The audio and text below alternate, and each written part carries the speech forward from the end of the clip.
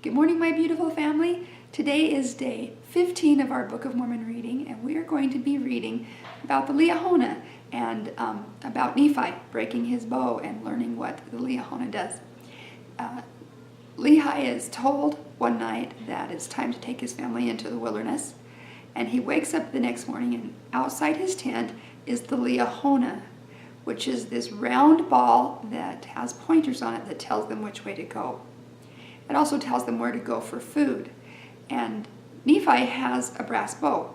And one day this brass bow breaks and they aren't able to get food. And we're going to be reading about how everyone reacts to being very, very hungry. And in the process of this story, we learn that the Liahona, just like the Spirit, works according to the faith and diligence that they give to it. So this is in 1 Nephi chapter 16. And it came to pass that as my father arose in the morning and went forth to the tent door, to his great astonishment he beheld upon the ground a round ball of curious workmanship, and it was of fine brass, and within the ball were 2 spindles, and the one pointed the way whither we should go into the wilderness. And it came to pass that we did gather together whatsoever things we should carry into the wilderness, and all the remainder of our provisions which the Lord had given us. And we did take seed of every kind that we might carry into the wilderness. And it came to pass that we did take our tents and depart into the wilderness across the river Laman.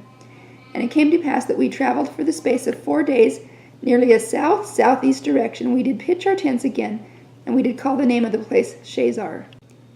And it came to pass that we did take our bows and our arrows, and go forth into the wilderness to slay food for our families. And after we had slain food for our families, we did return again to our families in the wilderness to the place of Shazar.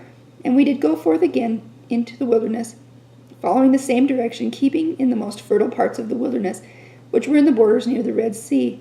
And it came to pass that we did travel for the space of many days, slaying food by the way, and with our bows and our arrows and stones and our slings. And we did follow the directions of the ball, which led us to the more fertile parts of the wilderness.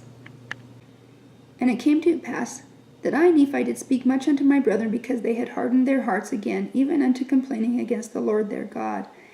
And it came to pass that I, Nephi, did make out of wood a bow, and out of a straight stick an arrow. Wherefore I did arm myself with a bow and an arrow and a sling, and with stones.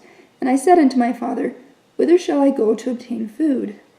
And it came to pass that he did inquire of the Lord, for they had humbled themselves because of my words, and I did say many things unto them in the energy of my soul.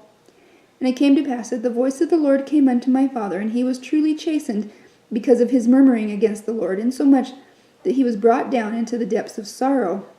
And it came to pass that the voice of the Lord said unto him, Look upon the ball, and behold the things which are written. And it came to pass that when my father beheld the things which were written upon the ball, he did fear and tremble exceedingly, and also my brethren, and the sons of Ishmael, and our wives. And it came to pass that I, Nephi, beheld the pointers which were in the ball, that they did work according to the faith and diligence and heed which we did give unto them. And there was also written upon them a new writing, which is plain to be read, which did give us understanding concerning the ways of the Lord. And it was written and changed from time to time according to the faith and diligence which we gave unto it. And thus we see that by small means the Lord can bring about great things. And it came to pass that I, Nephi, did go forth up into the top of the mountain, according to the direction which was given upon the ball. And it came to pass that I did slay wild beasts, insomuch that I did obtain food for our family.